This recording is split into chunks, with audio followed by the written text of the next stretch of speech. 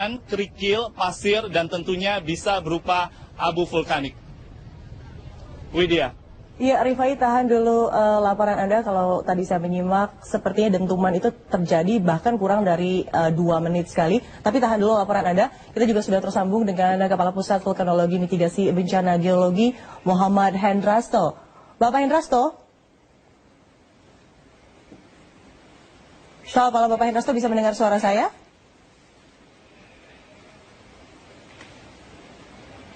Bapak Hendrasto? Pemirsa, kami masih berusaha untuk menghubungi Kepala Pusat Vulkanologi Mitigasi Bencana Geologi, Muhammad Hendrasto. Bapak Hendrasto, sudah bisa mendengar suara saya?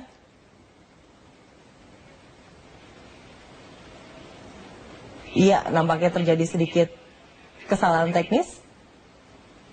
Baru saja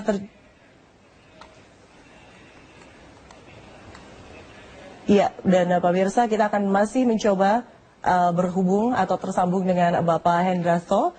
Namun untuk sementara, ya, kami akan menginformasikan kembali bahwa terjadi erupsi di Gunung Kelud sekitar pukul 22.55 waktu Indonesia Barat atau 11:05 waktu Indonesia Barat, dengan material vulkanik yang keluar diperkirakan sekitar 200 juta kubik yang berisikan lahar, lava, kerikil, dan juga abu vulkanik. Dan lantaran hingga kini belum adanya tenda atau tempat yang sudah terpasang di lokasi evakuasi, warga desa Kabupaten Blitar, Jawa Timur yang berada di lereng Gunung Kelud mulai membangun tenda sendiri.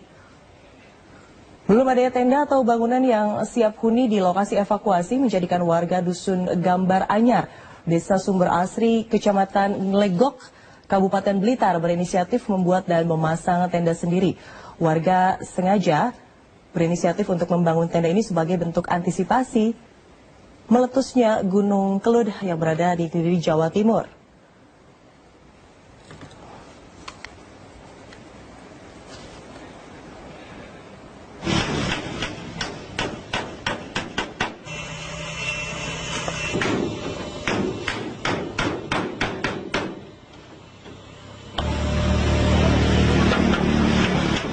Ya, pemirsa, kembali kita akan mencoba menghubungi Kepala Pusat Vulkanologi Mitigasi Bencana Geologi, Muhammad Hendrasto.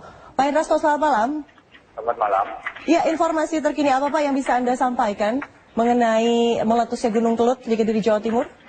Ya, sampai sekarang masih berlangsung ya letusan ini ya. Ya. Dan ini mungkin arahnya lebih ke arah barat-barat saya ya. Jadi hujan pasir kerikil ya, ini sampai 15 kilo ya tentunya ya. Nah, jadi yang 10 kilo itu udah kosong. Nah, tapi di luar itu kalau nggak bisa mengungsi, kalau nggak ya tetap tinggal di dalam rumah gitu. Iya Pak, titik-titik pengungsian apa yang bisa Bapak sampaikan? Kalau tadi reporter Metro TV mengatakan bahwa titik pengungsian itu yang terbesar ada di Gereja Segaran di Wates. Iya, iya. Jadi itu kan bisa di Wates ya, ya, itu yang paling baik ya. Ya. Iya, apakah Bapak bisa menyarankan ada titik-titik mana lagi yang mungkin harus diwaspadai atau mungkin titik yang bisa dijadikan sebagai titik aman pengungsian, Pak? Ya, tentunya di luar 15 kilo ya titik pengungsiannya ya. Iya. Ya, Pak Hendrasto, berdasarkan pantauan terakhir Pak Hendrasto, kira-kira akan berapa lama erupsi ini terjadi dan mungkinkah akan merembet pada gunung-gunung lain yang berada di sekitar Jawa, Pak Kalau Hendrasto? gunung lain nggak ada ya. Kita udah cek gunung lain masih normal-normal aja ya. Ya, ada juga yang waspada tapi juga menunjukkan peningkatan gitu. Oke, Pak Hendrasto, ya, bila sudah terjadi erupsi seperti ini, selain tentunya mengamankan jarak dari titik letusan, apalagi yang seharusnya yang Anda sarankan bagi para pengungsi untuk dilakukan sebagai bentuk pengamanan? Ya, jadi tetap tenang ya, tentunya mengusir pelan-pelan. Jadi ke arah mungkin ya di Wates itu paling ini ya, minimal di Wates ya. Kemudian yang masih di ini mungkin ya tetap tinggal di dalam rumah, itu tidak di luar rumah ya, untuk menghindari mungkin pasir kerikil. Ya. Jadi yang patut paling diwaspadai adalah pasir kerikil ya Pak? Iya, artinya pasir kerikil itu kan cukup di dalam rumah ya. Itu. Tapi yang batu-batu kan itu di dalam 10 kilo kan.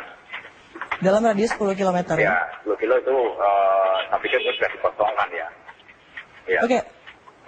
Untuk mengantisipasi barangkali awan panas atau abu panas yang meluas lebih dari radius 10 km, Pak, apakah disarankan untuk memakai masker atau mungkin ada penanganan khusus bagi anak-anak, Pak? Ya, tentu saja ya, masker sudah disiapkan ya, mungkin sebentar juga apinya turun ya, ini apinya masih belum turun ini. Tapi lagi juga akan turun tentunya ya, ini kan material yang berdasarkan pasir kerikil yang turun ya. Oke, setelah pasir kerikil itu turun, berapa lama Pak untuk si abu panas ini juga ikut kembali turun kira-kira? Ya, kalau abunya, kalau jauh ya nggak panas ya, apinya tentunya ya. Jadi masker tetap dipakai saja gitu. Iya, itu kira-kira berapa lama Pak? Tadi kan Bapak mengatakan bahwa yang ya, turun dulu. saja. Kalau ini ya segera dipakai saja maskernya. Nggak usah nunggu turun abu ya, tapi segera disiapkan aja begitu abu turun ya langsung dipakai saja begitu ya. Oke, Pak, bisa diinformasikan kembali Pak mengenai status Gunung Kelud terakhir sampai akhirnya meletus? Ya. Iya, Pak Hendrasto.